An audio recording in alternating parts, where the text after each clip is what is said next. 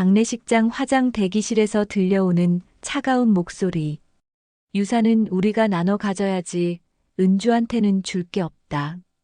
복도에 서 있던 한은주는 온몸이 얼어붙었습니다. 남편을 먼저 보내고 홀로 15년간 치매 걸린 시어머니를 돌봤던 그녀에게 돌아온 것은 냉혹한 현실이었습니다. 하지만 며칠 후 변호사에게서 걸려온 한 통의 전화가 모든 것을 바꿔놓았습니다. 고인께서 선생님께 남기신 특별한 유언이 있습니다. 과연 무엇이 은주를 기다리고 있었을까요? 사연을 시작하기 전에 구독과 좋아요를 눌러주시면 저에게 정말 큰 힘이 됩니다. 빈소 앞 복도는 조용했습니다. 한은주는 화장실에서 나오다가 화장 대기실 문틈으로 새어나오는 목소리에 발걸음을 멈췄습니다. 엄마 통장은 내가 정리할게. 부동산은 우리 둘이 반반 나누고. 신우이 한미선의 목소리였습니다. 둘째 신우이 한미영이 대답했습니다. 그럼 은주 언니는? 은주는 뭘? 법적으로 남인데. 오빠 죽은 지 벌써 10년이야. 그동안 엄마 모시느라 고생했다고 용돈이나 좀 줘야지. 은주의 가슴이 철렁 내려앉았습니다. 손이 차갑게 식었습니다. 그래도 15년 동안 엄마 간병한 건 언니인데. 간병비 받고 한 거 아니야? 우리도 매달 돈 보냈잖아. 은주는 벽에 등을 기댔습니다. 어지러웠습니다. 매달 30만 원씩 보내준 것을 간병비라고 하다니. 치매 환자를 돌보는 일이 얼마나 힘든지 알기나 할까요? 엄마가 뭐라고 하셨나? 엄마는 치매셨잖아. 마지막엔 우리도 못 알아보셨는데. 미선의 목소리는 단호했습니다. 그럼 빨리 정리하자. 49제 끝나면 한옥도 팔아야 하고. 은주는 조용히 그 자리를 떠났습니다. 한옥 마루에 앉아 시어머니 최정심의 영정사진을 바라봤습니다. 자그마한 체구에 온화한 미소를 띤 얼굴. 치매에 걸리기 전까지는 정말 다정한 어머니였습니다. 어머니, 저는 정말 아무것도 아니었나요? 목이 메었습니다. 27살에 이 집에 와서 28년을 살았는데 남편이 세상을 떠난 후 10년 동안 시어머니만 바라보며 살았는데 이제 정말 갈 곳이 없어졌습니다. 밤이 깊어갔습니다. 빈소에는 조문객들의 발길이 뜸해졌고 시누이들은 피곤하다며 집으로 돌아갔습니다. 은주 혼자 시어머니 곁을 지켰습니다. 마지막 밤이었습니다. 1992년 3월. 27살 한은주는 설렘과 긴장으로 가슴이 두근거렸습니다. 부산의 한 고등학교에 첫 발령을 받았습니다. 국어교사로서의 새 출발이었습니다. 선생님 처음 오셨죠? 저희 학교 분위기 정말 좋아요. 동료 교사가 친근하게 말을 걸었습니다. 은주는 수줍게 미소 지었습니다. 어린 시절부터 꿈꿔왔던 교사 생활이 시작되는 순간이었습니다. 첫 수업날, 교실 문을 열고 들어가니 40명의 학생들이 호기심 어린 눈으로 바라봤습니다. 안녕하세요, 여러분. 국어를 담당하게 된 한은주 선생님입니다. 칠판에 이름을 또박또박 썼습니다. 학생들의 눈빛이 반짝였습니다. 우리는 앞으로 함께 아름다운 우리말의 세계를 탐험할 거예요. 언어는 단순히 의사소통의 도구가 아닙니다. 마음과 마음을 잇는 다리죠. 뒷자리에 앉은 한 학생이 진지한 표정으로 고개를 끄덕였습니다. 김도현이라는 이름표가 보였습니다. 방과 후 은주는 교무실에서 수업 준비를 하고 있었습니다. 그때 누군가 문을 두드렸습니다. 선생님, 안녕하세요. 문 밖에 서 있던 젊은 남자가 정중히 인사했습니다. 단정한 정장 차림에 온화한 인상이었습니다. 저는 2학년 담임 한정우입니다. 같은 한시네요. 아, 안녕하세요. 한은주입니다. 두 사람은 자연스럽게 대화를 나눴습니다. 정우는 차분하고 성실한 사람이었습니다. 학생들을 진심으로 아끼는 마음이 말 한마디 한마디에서 느껴졌습니다. 그렇게 시작된 만남이 1년 후 연인으로, 2년 후 부부로 발전했습니다. 결혼식 날, 은주는 순백의 웨딩드레스를 입고 정우의 손을 잡았습니다. 시어머니 최정심이 다가와 은주의 손을 꼭 잡았습니다. 은주야, 이제부터 내 딸이다. 친딸처럼 생각하고 지낼게. 정심의 눈가에 눈물이 맺혔습니다. 은주도 울컥했습니다. 어머니, 잘 모시겠습니다. 모신다는 말 말아라. 우리는 가족이야. 그 말이 은주의 가슴을 따뜻하게 적셨습니다. 친정 어머니를 일찍 여의었던 은주에게 정심은 하늘이 내려준 선물 같았습니다. 신혼집은 정우의 가족이 대대로 살아온 한옥이었습니다. 기와 지붕과 마루, 대청마루가 있는 전통 가옥. 처음에는 불편할 줄 알았는데 살아보니 정말 평온했습니다. 우리 은주가 여기서 행복했으면 좋겠다. 정심이 은주의 어깨를 다독였습니다. 그 손길이 친어머니보다 더 따뜻했습니다. 결혼 초기 몇 년은 정말 행복했습니다. 은주는 학교에서 돌아오면 시어머니와 함께 저녁을 준비했습니다. 은주야, 오늘 학교에서 재미있는 일 있었니? 정심은 늘 은주의 이야기에 귀 기울였습니다. 학생들의 에피소드를 들려주면 함께 웃고 고민을 털어놓으면 진심으로 조언해줬습니다. 선생님이라는 게 참 어려운 일이구나. 그런데 우리 은주가 그 일을 하니까 자랑스러워. 저녁 시간이면 둘이서 거실에 앉아 드라마를 봤습니다. 정심은 로맨스 드라마를 좋아했습니다. 아이고, 저 남자가 왜 그렇게 답답해. 마음 있으면 말을 하지. 정심이 TV 속 남자 주인공에게 투덜거리면 은주는 배꼽을 잡고 웃었습니다. 어머니, 너무 몰입하시는 거 아니에요? 드라마는 몰입해야 재미있는 거야. 우리 은주도 나중에 알게 될 거다. 주말이면 둘이서 재래시장에 갔습니다. 정심은 단골 상인들과 정답게 인사했습니다. 이게 우리 며느리야. 고등학교 선생님이래. 어머, 정말 예쁘시네. 공부도 많이 하셨겠다. 상인들이 반갑게 인사하면 은주는 부끄럽게 고개를 숙였습니다. 은주야, 고개 들어. 자랑스러운 우리 며느리인데. 정심의 자랑스러워하는 표정을 보면 은주의 마음이 뭉클했습니다. 시누이 2명은 각각 서울과 대구에서 살았습니다. 미선은 회사원, 미영은 간호사였습니다. 명절 때 가끔 얼굴을 보는 게 전부였습니다. 언니, 어머니 모시느라 고생 많으시죠? 미영이 말했지만 그뿐이었습니다. 실질적인 도움은 없었습니다. 괜찮아. 어머니랑 잘 지내고 있어. 은주는 늘 그렇게 대답했습니다. 실제로 불편하거나 힘들지 않았으니까요. 정우도 아내와 어머니가 잘 지내는 모습에 흐뭇해했습니다. 은주야, 고마워. 엄마가 정말 좋아하셔. 저도 어머니가 좋아요. 제가 더 고마우죠. 그 시절 한옥은 웃음소리가 끊이지 않았습니다. 정심이 텃밭에서 기른 채소로 은주가 요리를 하고 정우가 퇴근하면 셋이서 둘러앉아 따뜻한 저녁을 먹었습니다. 이런 게 진짜 가족이지. 정심이 만족스럽게 말했습니다. 그 말이 은주에게는 세상에서 가장 달콤한 말이었습니다. 하지만 세월은 흘렀습니다. 정심의 얼굴에 주름이 늘어갔고 가끔 깜빡하는 일이 생겼습니다. 처음에는 나이 탓이려니 했습니다. 누구에게나 오는 자연스러운 변화라고 생각했습니다. 2010년 가을, 정심이 67세가 되던 해였습니다. 이상한 일들이 조금씩 벌어지기 시작했습니다. 은주야, 내가 뭘 하려고 했는지 기억이 안 나네.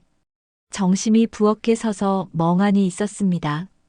손에는 감자를 들고 있었는데 왜 들었는지 모르겠다는 표정이었습니다. 괜찮아요, 어머니. 나이 드시면 다 그런 거예요. 은주는 걱정되었지만 애써 밝게 대답했습니다. 며칠 후에는 더 심각한 일이 일어났습니다. 정심이 가스레인지를 켜놓고 깜빡 잠들어 버린 것입니다. 다행히 은주가 일찍 퇴근해서 발견했지만 자칫하면 큰일 날 뻔했습니다. 어머니, 병원에 한번 가보시는 게 어떨까요? 병원은 왜? 나 아픈 데 없는데. 정심이 고개를 저었습니다. 하지만 은주의 걱정은 날로 커져갔습니다. 결국 정우가 나서서 어머니를 병원에 모시고 갔습니다. 검사 결과는 충격적이었습니다. 초기 치매 증상이 보입니다. 알츠하이머형 치매로 추정됩니다. 의사의 차분한 설명이 은주의 귀에는 폭풍처럼 들렸습니다. 정우의 얼굴이 하얗게 질렸습니다. 치료는, 완치는 가능한가요? 현재 의학으로는 진행을 늦출 수는 있어도 완치는 어렵습니다. 꾸준한 약물 치료와 인지 훈련이 중요합니다. 집으로 돌아오는 길은 무거웠습니다. 정심은 아직 상황을 정확히 이해하지 못하는 것 같았습니다. 나 왜 병원 갔어? 아픈 데도 없는데. 어머니, 건강검진 받으신 거예요. 은주는 애써 웃으며 대답했습니다. 그날 밤 정우와 은주는 심각한 대화를 나눴습니다. 앞으로 어떻게 해야 할까? 제가 모실게요. 은주의 대답은 주저함이 없었습니다. 하지만 은주야, 치매 환자를 돌보는 건 쉬운 일이 아니야. 학교 일도 있고, 학교는 조기 퇴직하면 돼요. 어머니가 더 중요해요. 정우의 눈가가 촉촉해졌습니다. 고마워, 은주야. 정말 고마워. 시누이들에게 소식을 전했을 때 반응은 시큰둥했습니다. 어머, 큰일이네. 하지만 언니가 모시고 계시니까 다행이야. 미선의 목소리에는 안도감이 묻어났습니다. 우리는 멀리 있어서 자주 못 가는데 언니가 계셔서 든든해요. 미영도 비슷했습니다. 실질적인 도움을 주겠다는 말은 없었습니다. 은주는 결국 20년 교직 생활을 정리하고 전업으로 시어머니를 돌보기 시작했습니다. 처음에는 정심의 상태가 그리 나쁘지 않았습니다. 은주야, 고마워. 내가 있어서 든든하다. 정심이 은주의 손을 꼭 잡았습니다. 아직 의식이 명료한 순간들이 많았습니다. 하지만 시간이 갈수록 증상은 악화되었습니다. 밤낮을 헷갈리고 가족을 알아보지 못하는 날이 늘어났습니다. 당신 누구세요? 우리 집에 왜 있어요? 정심이 은주를 보며 경계하듯 말했습니다. 은주의 가슴이 찢어질 것 같았습니다. 어머니, 저예요. 은주예요. 은주? 은주가 누군데요? 그럴 때마다 은주는 인내심을 갖고 다시 설명했습니다. 때로는 밤새도록 정심을 달래야 했습니다.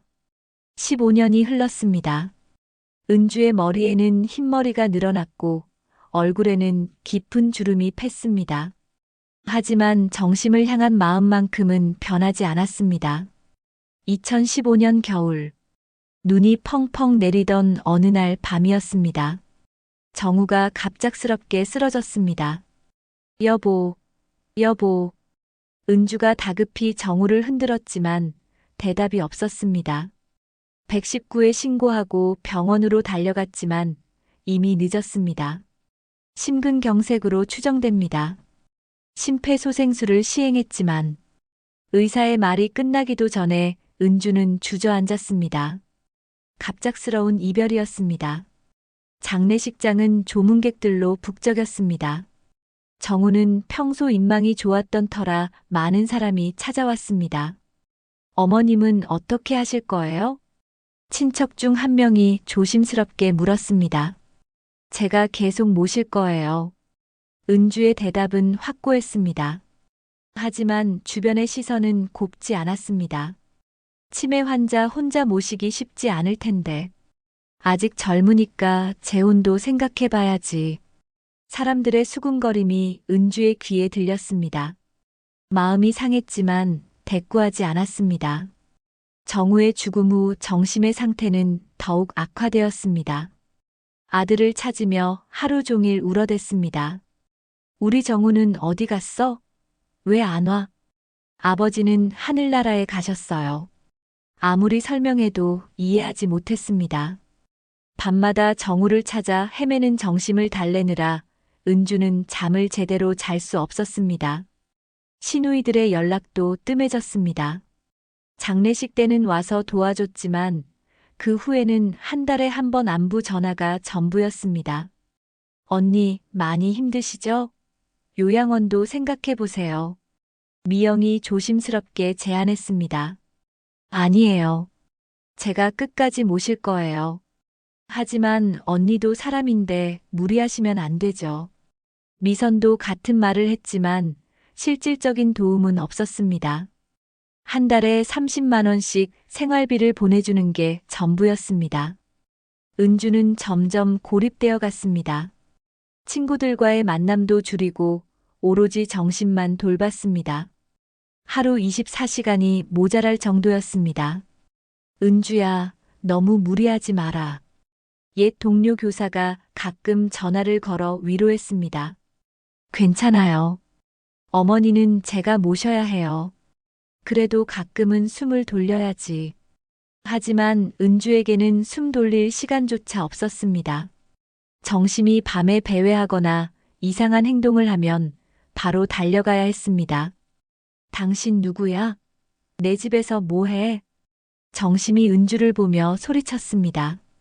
15년째 같은 일의 반복이었지만 여전히 가슴이 아팠습니다. 어머니, 저는 은주예요. 며느리 은주. 며느리? 내가 언제 며느리를 뒀어? 그럴 때마다 은주는 참고 또 참았습니다. 이것도 병의 일부라고 스스로를 달랬습니다. 겨울밤이 길게 느껴졌습니다. 한옥의 마루에 앉아 정심의 잠든 모습을 바라보며 은주는 생각했습니다. 정우가 없는 이 집에서 언제까지 버틸 수 있을까? 하지만 포기할 수는 없었습니다. 정심은 은주에게 어머니였으니까요. 2023년 5월, 정심이 세상을 떠났습니다. 82세의 나이였습니다. 마지막까지 은주 곁에서 조용히 눈을 감았습니다. 어머니, 편히 가세요. 은주는 정심의 손을 꼭 잡고 마지막 인사를 했습니다. 15년간의 간병 생활이 끝나는 순간이었습니다. 장례식은 3일장으로 치러졌습니다. 시누이들이 와서 정신없이 준비했습니다. 언니, 정말 고생 많으셨어요. 미영이 눈물을 닦으며 말했습니다. 우리가 더 도와드렸어야 했는데 죄송해요. 미선도 미안해했지만 이미 늦었습니다. 장례식이 끝나고 집으로 돌아온 은주는 텅 빈 한옥에 혼자 앉아 있었습니다. 이제 정말 혼자가 되었습니다. 딸은 호주에서 연락도 없고 시누이들은 각자 바쁜 일상으로 돌아갔습니다. 며칠 후 저녁, 은주는 정심의 유품을 정리하고 있었습니다. 그때 전화벨이 울렸습니다. 여보세요, 한은주 선생님이시죠? 낯선 남자 목소리였습니다. 네, 그런데요. 안녕하세요. 저는 변호사 김도현입니다. 김도현. 어디서 들어본 이름이었습니다. 혹시 선생님께서 옛날에 가르치셨던 학생입니다. 기억나세요? 그제야 기억이 났습니다. 첫 부임지에서 가르쳤던 학생 중 하나였습니다. 항상 진지한 표정으로 수업을 들었던 아이. 도현이구나. 어머, 변호사가 되었다고? 네, 선생님. 오랜만입니다. 반가웠습니다. 하지만 왜 갑자기 연락을 했을까요? 그런데 무슨 일로 연락을 주셨나요? 실은 고인이 되신 최정심 할머니께서 저희 사무실에 의뢰하신 일이 있습니다. 은주의 심장이 빨리 뛰기 시작했습니다. 어머니가요? 언제요? 3년 전입니다. 치매 진단을 받으셨지만 아직 의식이 명료하셨을 때 오셔서 유언장을 작성하셨습니다. 유언장? 시누이들은 모르는 일이었습니다. 그런데 그 유언장에 선생님에 관한 내용이 있습니다. 내일 오전에 사무실로 오실 수 있으세요? 네, 그럴게요. 전화를 끊고 나서도 은주는 멍하니 앉아 있었습니다. 정심이 유언장을 남겼다니 무엇을 써놓으셨을까? 그날 밤 은주는 잠을 이룰 수 없었습니다. 온갖 생각이 머릿속을 어지럽게 맴돌았습니다. 다음 날 오전, 은주는 김도현의 변호사 사무실을 찾아갔습니다. 깔끔한 정장을 입은 도현이 반갑게 맞았습니다. 선생님, 정말 오랜만입니다. 도현이 맞니? 많이 의젓해졌구나. 선생님 덕분입니다. 도현은 차를 한 잔 내주며 말했습니다. 사실 제가 변호사가 된 것도 선생님 덕분이에요. 고등학교 때 선생님이 해주신 말씀을 아직도 기억합니다.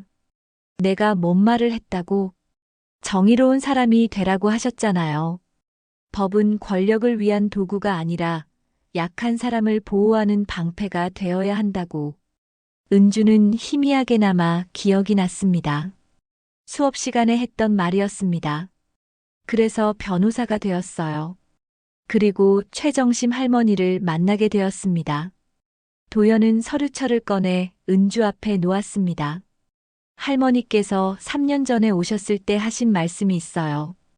은주라는 며느리가 있는데 정말 효심이 깊다고 친딸보다 더 잘해준다고 하시더라고요. 은주의 눈가가 뜨거워졌습니다. 그래서 특별히 선생님을 위한 유언을 남기셨습니다. 도연이 봉투를 꺼냈습니다. 정심의 손글씨로 사랑하는 며느리 은주에게라고 적혀 있었습니다. 먼저 이것부터 보시죠. 봉투 안에는 편지와 함께 작은 녹음기가 들어 있었습니다. 은주의 손이 떨렸습니다. 편지를 펼쳤습니다. 정심의 또박또박한 글씨가 보였습니다. 내 사랑하는 딸 은주야. 이 글을 읽고 있다면 내가 이미 하늘나라에 가 있을 거다. 먼저 미안하다. 치매에 걸려서 내가 누군지 몰라볼 때가 많았지만 마음속 깊은 곳에서는 항상 알고 있었다. 너는 내 친딸이다. 은주는 눈물이 쏟아져 글자가 흐려 보였습니다.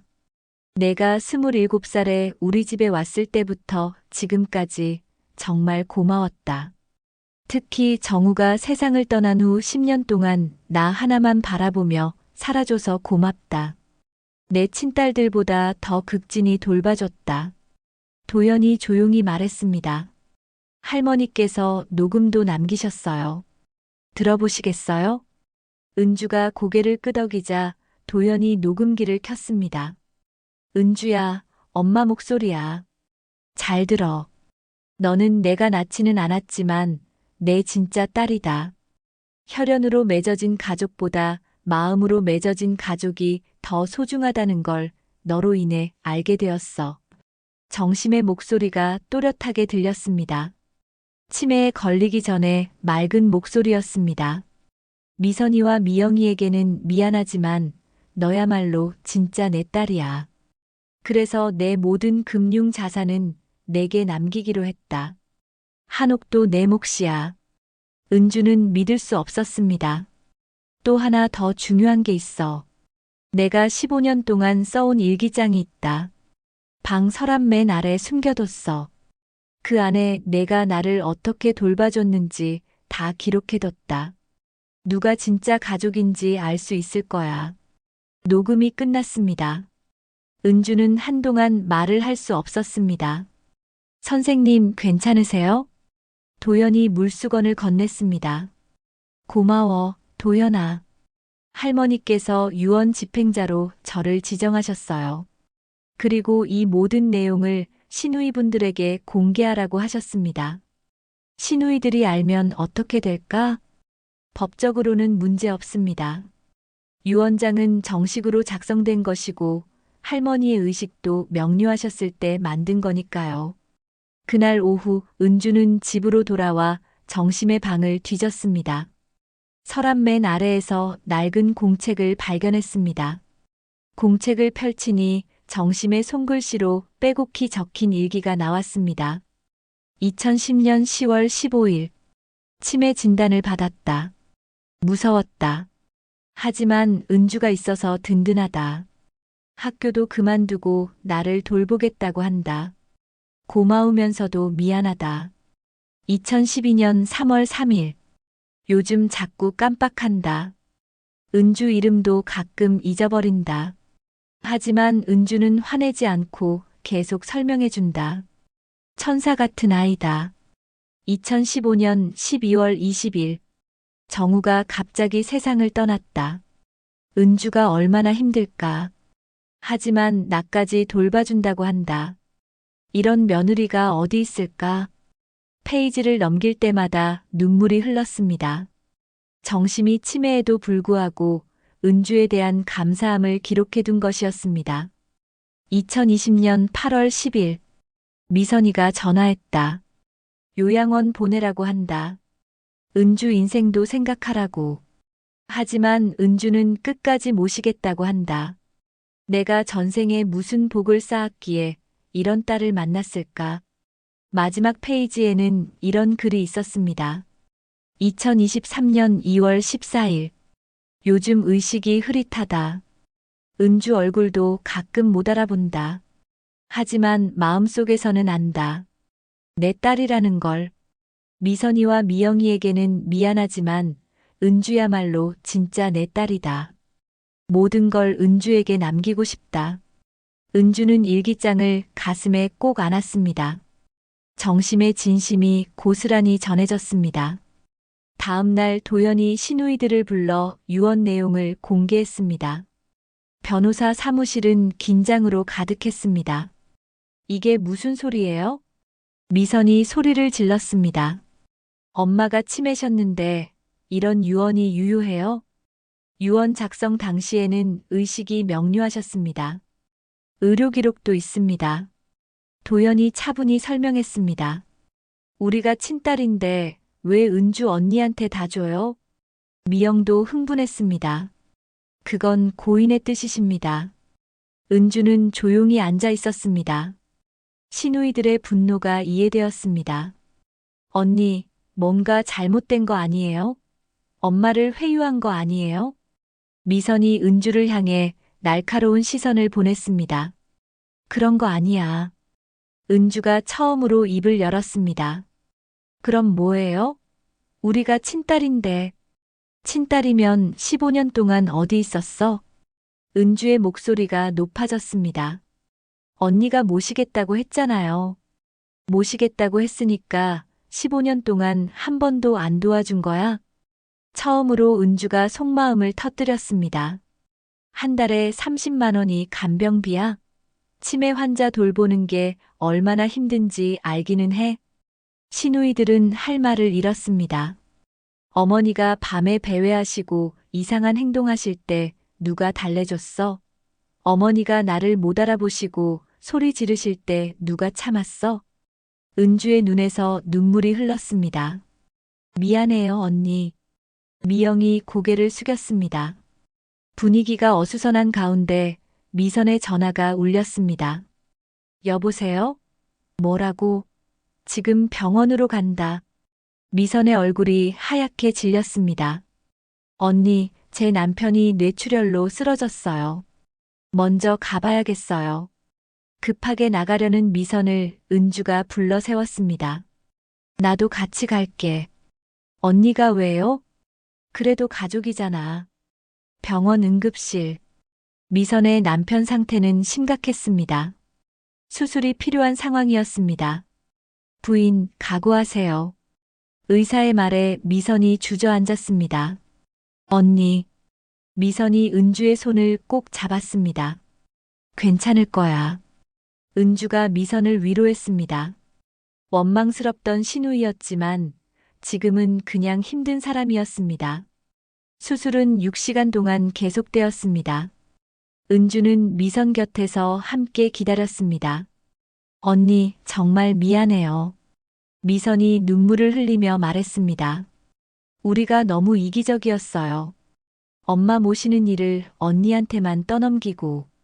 이제 와서 그런 얘기하지 마. 아니에요.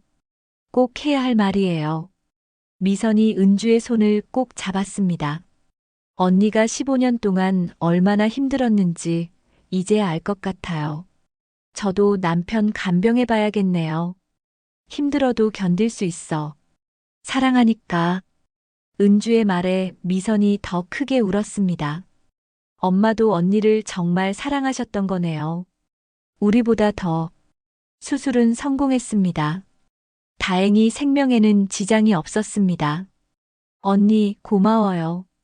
끝까지 함께 있어줘서. 우리는 가족이야. 힘들 때 서로 도와야지.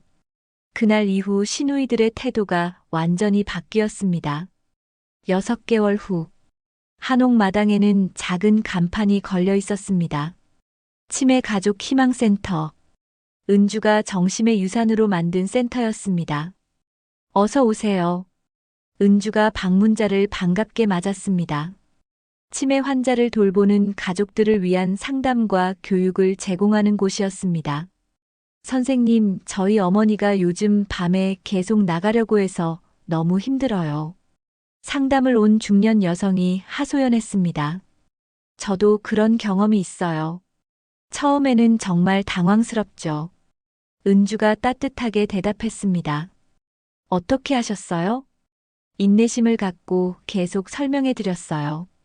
그리고 낮에 충분히 활동하시게 도와드렸죠. 15년간의 경험이 다른 가족들에게 도움이 되고 있었습니다. 센터 개소식 날, 많은 사람이 찾아왔습니다. 옛 동료 교사들, 시누이들, 그리고 김도현도 왔습니다. 선생님, 정말 의미 있는 일을 시작하셨네요. 도현이 축하했습니다. 도현이 도움 없었으면 불가능했을 거야. 선생님이 가르쳐 주신 대로 약한 사람을 돕는 일이에요. 미선과 미영도 와서 도왔습니다. 언니, 우리도 봉사하고 싶어요. 정말 고마워. 엄마가 보고 계실 거예요. 언니가 이런 좋은 일 하는 거. 센터 한쪽에는 정심의 사진이 걸려 있었습니다. 온화한 미소를 띤 모습이었습니다. 어머니, 감사해요. 은주가 사진을 바라보며 속으로 말했습니다. 저를 딸로 여겨주셔서, 그리고 이런 기회를 주셔서. 저녁이 되자 사람들이 하나둘 돌아갔습니다. 은주는 혼자 한옥마루에 앉아 하늘을 바라봤습니다. 별이 총총히 떠 있었습니다. 정심과 정우도 저 별들 중 하나가 되어 지켜보고 있을 것 같았습니다. 언니, 미영이 다가왔습니다. 아직 안 갔구나. 언니와 이야기하고 싶어서요. 미영이 은주 옆에 앉았습니다. 엄마 일기장 읽어봤어요. 그래. 15년 동안 언니에 대한 고마움만 가득하더라고요. 우리 얘기는 거의 없었어요. 미영의 목소리가 떨렸습니다. 부끄러웠어요. 친딸이라고 자랑스러워했는데 정작 한 건 아무것도 없었거든요. 이제는 달라졌잖아. 네, 앞으로 언니 일 많이 도울게요. 우리도 진짜 가족처럼 지내요. 이미 진짜 가족이야. 은주가 미영의 손을 꼭 잡았습니다. 한 달 후 센터는 벌써 많은 가족들이 찾는 곳이 되었습니다. 은주의 경험담을 듣고 용기를 얻는 사람들이 늘어났습니다. 치매는 병이에요. 부끄러워할 일이 아니에요. 은주가 교육 시간에 말했습니다. 가장 중요한 건 사랑과 인내예요. 그리고 절대 혼자 감당하려 하지 마세요. 참석자들이 고개를 끄덕였습니다. 가족이란 피로만 이어지는 게 아니에요. 마음으로 이어지는 거죠. 은주의 말에 박수가 터져 나왔습니다. 수업이 끝나고 은주는 정심의 사진 앞에 섰습니다. 어머니의 사랑이 더 많은 사람들에게 전해지고 있어요. 바람이 불어와 은주의 머리카락을 스쳤습니다. 정심의 따뜻한 손길 같았습니다. 진짜 가족은 혈연이 아니라 마음으로 맺어지는 거라고 어머니가 가르쳐 주셨어요. 이제 저도 그 사랑을 나누어 드릴게요. 해가 저물어 가고 있었습니다. 한옥의 처마 끝으로 노을이 스며들었습니다. 은주는 평온한 미소를 지었습니다. 55세의 나이에 새로운 시작이었지만 전혀 늦지 않았습니다. 정심의 사랑을 받아 키운 마음으로 더 많은 사람들을 돌볼 수 있게 되었으니까요. 치매 가족 희망센터의 불빛이 한옥을 따뜻하게 비쳤습니다.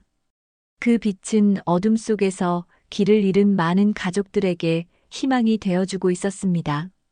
피는 섞이지 않았지만 진짜 가족은 마음으로 맺어진다는 것. 정심이 은주에게 남긴 가장 소중한 유산이었습니다.